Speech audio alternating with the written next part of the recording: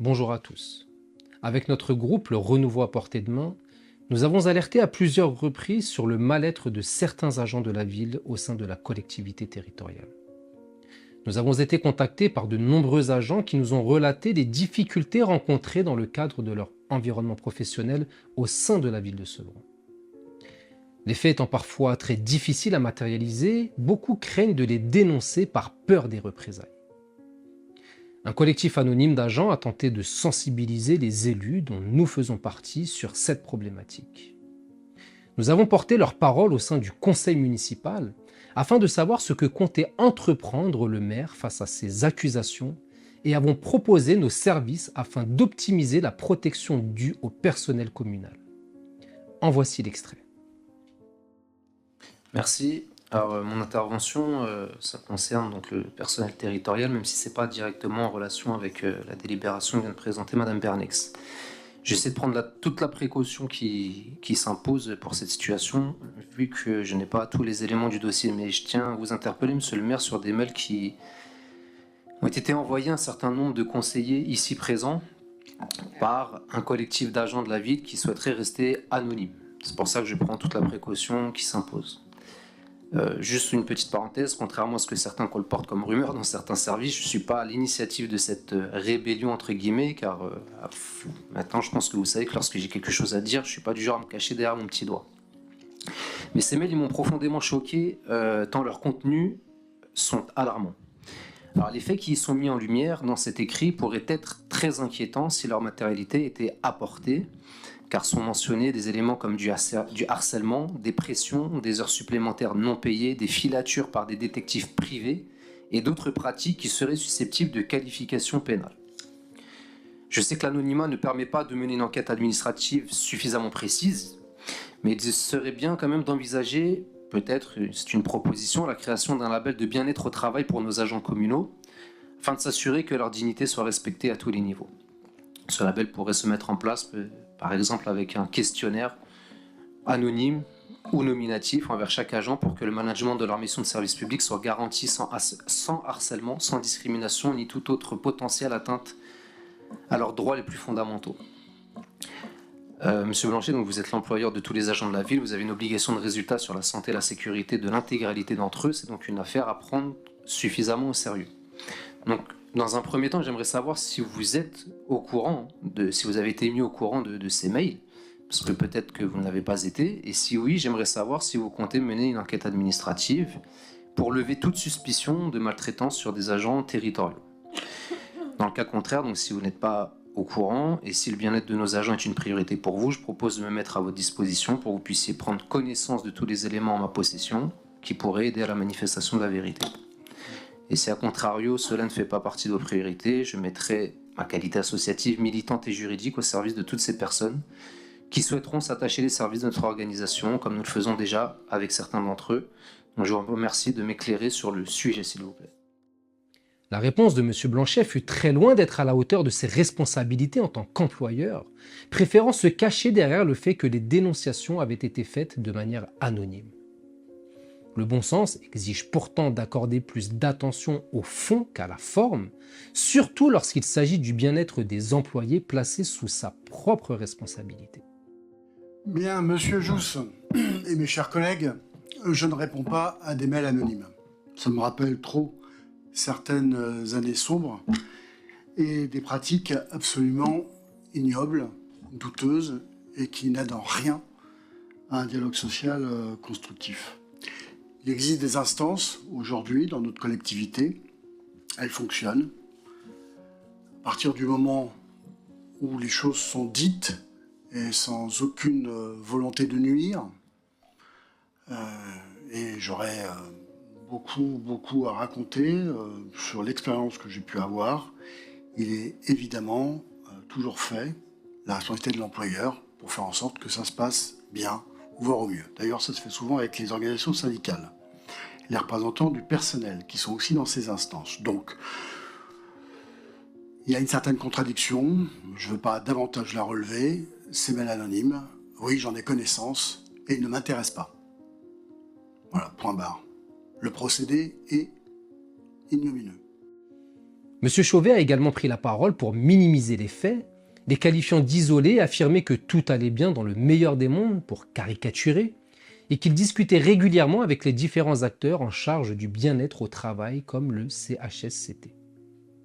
Il s'était également permis des propos déplacés en me demandant de rester à ma place, comme si un élu de la République, qui plus est militant associatif spécialisé sur les questions de harcèlement, n'avait pas de légitimité à défendre le personnel de la ville. Monsieur Chauvet? Oui, je voudrais appuyer ce que vient de dire Monsieur le maire, puisque je suis membre du comité technique et du CHSCT, en tant que représentant des élus. Quand il se passe quelque chose, et ça a pu arriver, dans le secret de ces instances d'ailleurs, les dossiers sont traités, ils ne sont pas mis sous le boisseau. Donc on ne peut pas laisser dire des choses anonymes et laisser croire à quiconque qu'il pourrait y avoir un soupçon de vérité là derrière. Parce qu'il y a quand même des représentants syndicaux qui siègent dans ces instances et qui nous alertent s'il y a vraiment des cas de harcèlement ou des cas de tout ce qu'on peut imaginer de mal-être au travail. Et ces choses-là sont prises avec sérieux, non seulement par les élus qui siègent au comité technique, mais par l'administration et par Madame Aubourg, donc, qui a en charge ces domaines.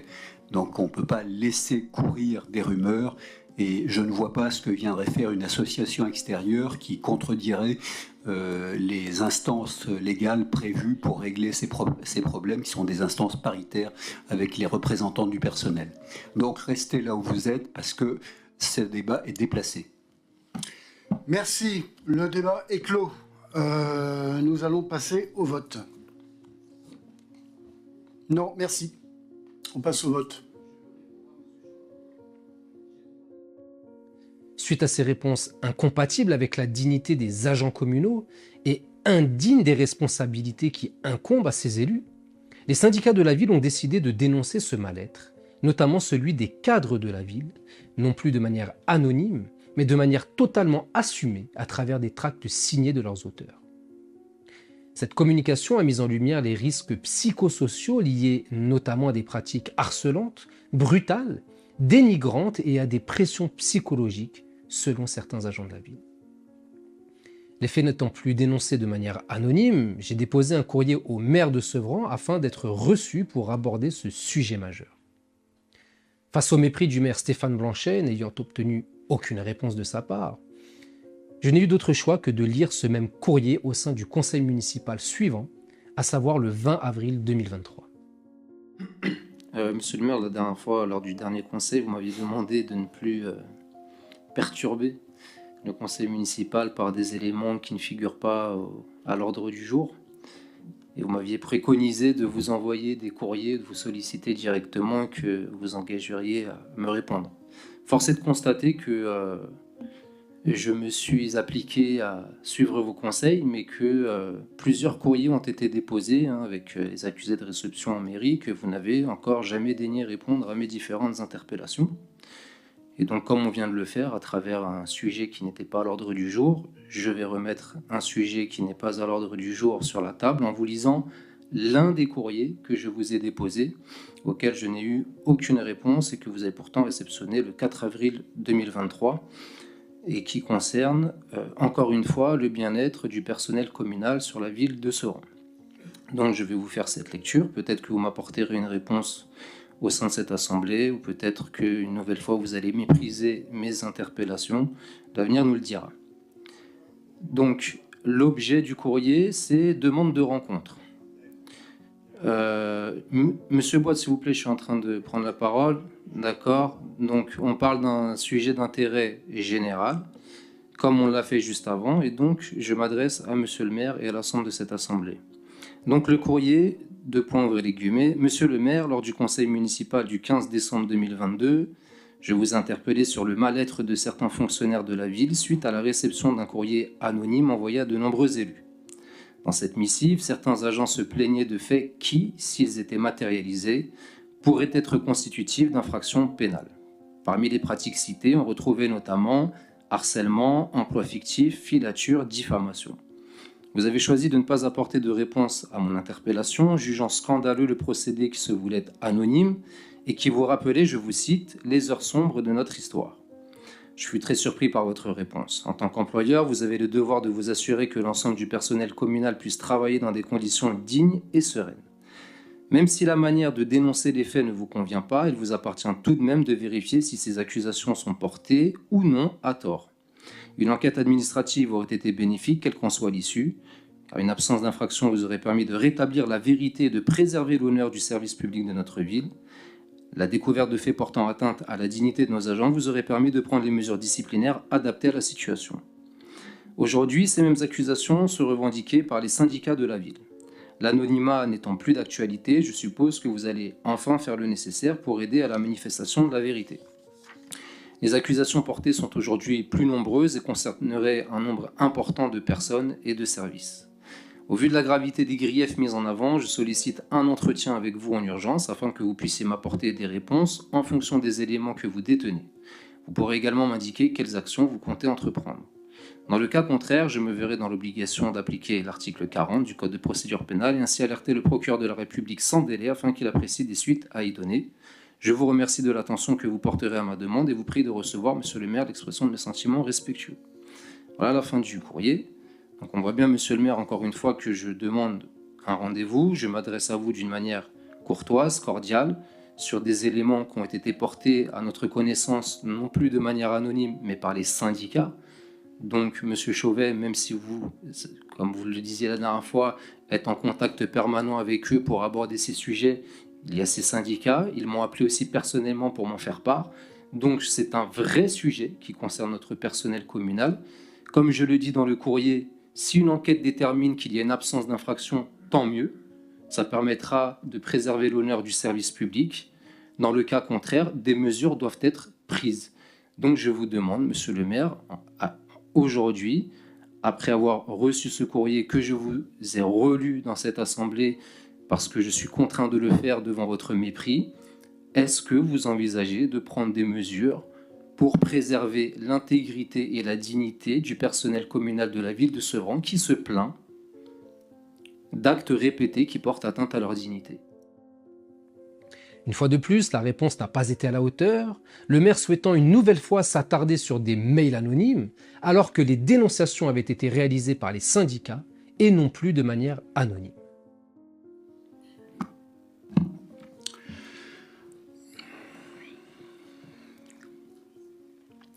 Mes chers collègues, il est de mon devoir, de ma responsabilité, en tant qu'employeur, d'assurer la protection du personnel et surtout le respect et la dignité du service public qu'ils assument et qu'ils représentent auprès des habitantes et des habitants. Première chose, on a beaucoup parlé de l'état de droit précédemment, de notre système juridique. Il est absurde de renverser la charge de la preuve. La ville de Sevran n'a pas approuvé, qu'elle n'est pas responsable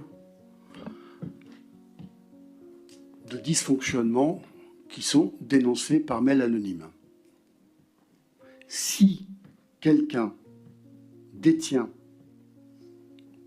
des connaissances sur des infractions qui sont commises, elles doivent effectivement les porter à la connaissance des autorités compétentes.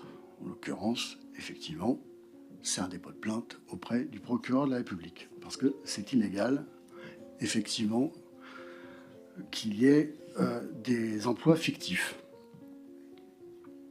Donc, deuxième chose, des mails anonymes qui ont été portés à votre connaissance et qui sont un magma, un vrac de plusieurs choses détestables, de dénonciation de personnes et d'autres choses pour que rien ne soit lisible, crédible, ne peut pas être vérifié, premièrement. Et deuxièmement, ces mails anonymes ont été commentés par des syndicats en disant, je cite la CFDT, et je cite également Force ouvrière, en disant que ces mails anonymes n'étaient pas un procédé normal dans le cadre d'un dialogue social. Je vous invite à relire leur déclaration. Enfin, pour terminer, mes chers collègues, à un moment donné, je sais ce qui se passe. On dénonce des emplois fictifs, on voudra attester qu'ils n'existent pas. L'opinion commune dira qu'il n'y a pas de fumée sans feu. Et ces mails anonymes nous ont salis. On salit le personnel communal, et je vous invite toutes et tous, évidemment, à garder raison et à faire en sorte qu'ils ne nous atteignent pas.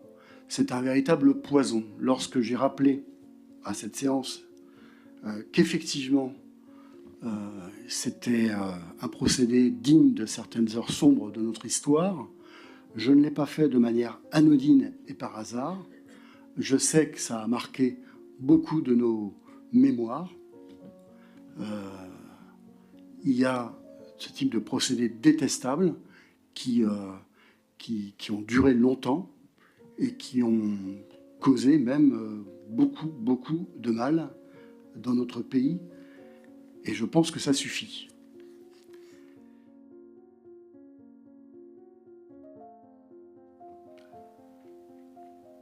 Merci. Monsieur le maire, j'entends votre réponse. Il y a eu pas mal de hors-sujet à mon sens. C'est peut-être une manière de botter en touche sur certains éléments. Vous avez restreint votre propos en plus aux emplois fictifs, alors que le plus gros de mon propos concernait le harcèlement. Il faudra peut-être réviser un petit peu vos cours de droit ou voir avec votre service juridique, parce que justement en matière de harcèlement, lorsqu'il y a une dénonciation, il y a une inversion de la charge de la preuve, et c'est bien dans l'employeur de démontrer que les faits dénoncés n'étaient pas constitutifs de harcèlement. Donc il faudra regarder ça de plus près, et vous parlez encore d'anonymat. Le courrier est écrit très explicitement, je l'ai redit très explicitement, je ne parlais plus d'anonymat parce qu'il y a eu des tracts des syndicats dénonçant un mal-être et des risques psychosociaux au sein de la collectivité, au sein du personnel communal. Parce qu'il y a quand même des représentants syndicaux qui siègent dans ces instances et qui nous alertent s'il y a vraiment des cas de harcèlement ou des cas de tout ce qu'on peut imaginer de mal-être au travail. Et ces choses-là sont prises avec sérieux, non seulement par les élus qui siègent au comité technique, mais par l'administration. Donc ce n'est plus le volet anonyme, ce sont des choses qui sont revendiquées et pour lesquelles j'aimerais savoir si vous comptez entreprendre des démarches et à l'avenir, encore une fois, savoir si je dois encore m'évertuer à faire des courriers auxquels vous ne daignez pas répondre, parce que ce n'est pas le seul, parce qu'à un moment donné, le mépris, ça suffit.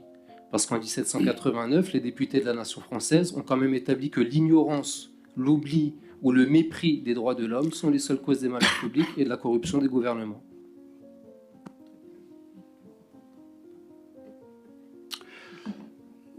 Je n'ai pas évoqué la situation de harcèlement parce que ce n'est pas le lieu, ça se passe dans les instances paritaires et effectivement avec d'autres organes compétents.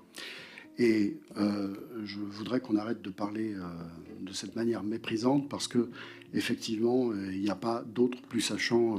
Voilà. Moi je souhaite maintenant qu'on passe au vrai débat qui se retrouve dans l'ordre du jour de cette séance et qui concerne donc l'approbation du procès-verbal de la séance du 14 février 2023. Y a-t-il des remarques? Nous pouvons passer au vote. Vu les insuffisances du maire en matière de protection des salariés, le phénomène perdure à l'heure actuelle. Le syndicat Force ouvrière a récemment créé une branche dédiée spécifiquement à la protection des cadres de la ville de Sevran, en plus de son activité habituelle. Il y a quelques jours, c'est le quotidien Le Parisien qui publiait un article relatant cette problématique du mal-être au travail des agents de la ville qui se plaignent d'être en souffrance dans leur environnement professionnel.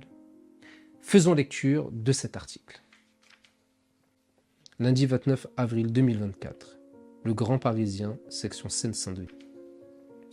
Sevran, Force ouvrière, le syndicat majoritaire chez les agents communaux vient de se doter d'une section dédiée. Une réponse à la supposée maltraitance généralisée au sein de la municipalité. Le malaise des cadres de la mairie éclate au grand jour. Par Alexandre Arlot. C'est très déstabilisant pour le personnel, surtout pour ceux qui ont voté pour le maire, car personne ne comprend ce qu'il se passe. Pas plus que ses collègues, Bruno Dumont ne parvient à expliquer le climat délétère qui régnerait au sein de la mairie de Sevran. S'il en ignore la cause, ce responsable administratif de 59 ans est à l'origine d'une de ses conséquences, la création d'une section de cadres au sein de Force ouvrière, FO, le syndicat majoritaire. La malveillance semble devenue la règle, alerté le mois dernier le communiqué annonçant la naissance de cette branche. Son responsable est la secrétaire générale de FO des communaux de Sevran, Karima Lechlech. Il formulait de multiples griefs à l'encontre de la ville. Absence de perspective, manque de moyens, promotion à la carte, maltraitance généralisée, entretien disciplinaire à la chaîne, etc. Ce qui a précipité les choses, c'est la situation interne en mairie qui, depuis plusieurs mois, se dégrade à une vitesse impressionnante, expose quant à lui Bruno Dumont. Nous étions plusieurs cadres à se dire qu'il fallait réagir. La création de la section a été très bien accueillie. Une dizaine de personnes nous ont rejoints depuis un mois. On a aussi été surpris du nombre de témoignages reçus. Je savais qu'il y avait un malaise, mais je n'imaginais pas à ce point. Le 2 avril, les deux responsables syndicaux ont été reçus par Brigitte Bernex, la première adjointe au maire, Stéphane Blanchet, d'Hiver Gauche, et par la directrice générale adjointe des services. On a demandé le nombre d'arrêts maladie de courte et de longue durée. On n'a pas eu de réponse, regrette Bruno Dumont. Des ressources humaines à la communication, en passant par le secrétariat du maire, pas un service n'est épargné, assure Karima Lechlech. Force ouvrière dénonce aussi le phénomène des entretiens disciplinaires et sanctions qui se multiplient. On a l'impression que ces entretiens servent à créer un climat de terreur plus qu'à régler un problème, confie Bruno Dumont. On parle parfois de trucs qui pourraient se régler en 2 minutes, comme lorsqu'un agent oublie de fermer une porte.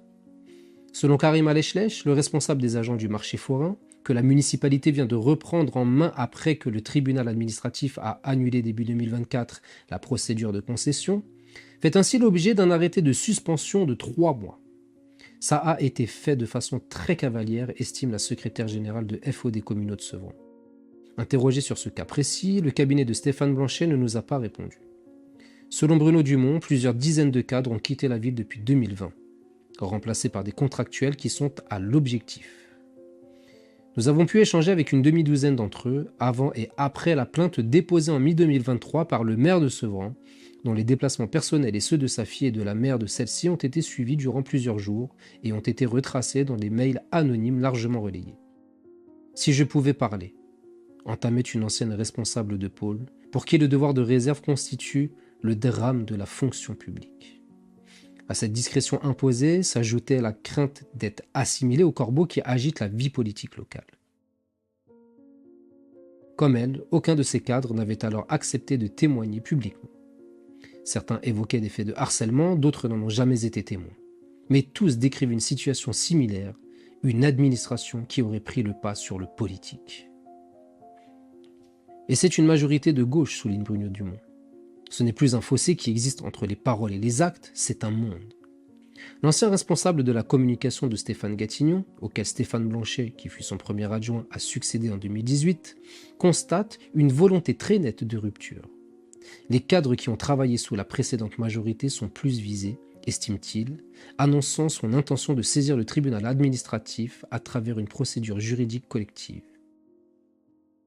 Également questionné sur cette supposée chasse aux sorcières et sur la multiplication inquiétante des arrêts maladie que dénonce Force ouvrière, le cabinet du maire nous confirme simplement que l'organisation syndicale en question a déjà été reçue par l'adjointe en charge des relations humaines et par la direction générale. La ville de Sevran discute et travaille avec les organisations syndicales dans l'intérêt des agents, dans le cadre des instances du dialogue social et non par voie de presse, conclut la réponse. J'ai personnellement accompagné des agents dans les procédures disciplinaires que M. Stéphane Blanchet a initiées à leur encontre.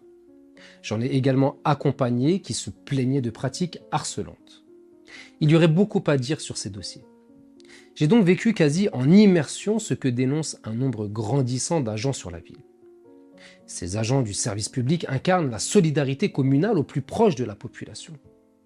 Comment ce service public pourrait-il ne pas être affecté par ce climat délétère et donc amoindrir la qualité de service proposé aux usagers? Nos agents font preuve d'une grande volonté pour effectuer les missions qui leur sont confiées. Mais le fait qu'une grande partie ne se sente pas écoutée, pas considérée, estime être victime de sanctions abusives et de management brutal, voire harcelant, tout cela génère indubitablement un impact négatif sur leur qualité de travail. La santé mentale de nos agents communaux doit être une priorité absolue. Au vu des différents témoignages qui nous parviennent, des procédures que nous avons accompagnées et des alertes opérées par les syndicats, le maire Stéphane Blanchet, en sa qualité d'employeur, ne peut plus fermer les yeux sur une problématique aussi importante et dont les conséquences peuvent mener au drame. Car oui, le harcèlement peut tuer. Nous devons absolument protéger notre service public en protégeant nos agents qui incarnent cette solidarité communale au service de la population et de son bien-être. Il faut dire stop, et il faut le dire ensemble. Je vous demande donc de partager cette vidéo et d'apporter votre soutien aux agents de notre commune en leur laissant un message en commentaire de cette vidéo. Faites-leur ressentir toute notre solidarité autour de cette cause qui nous impacte tous. Quant à vous, mesdames et messieurs les agents du service public de Sevran, vous savez pouvoir compter sur notre soutien. Comme le dit l'adage, la peur doit changer de camp. Votre peur des représailles doit laisser place à la peur que la justice condamne avec fermeté des faits constitutifs d'infraction dénoncés depuis plusieurs années maintenant. Vous pouvez compter sur notre accompagnement social, administratif, voire judiciaire, et sur notre capacité à porter votre parole et vos revendications au sein du conseil municipal. Je vous souhaite bon courage et vous dis à très bientôt.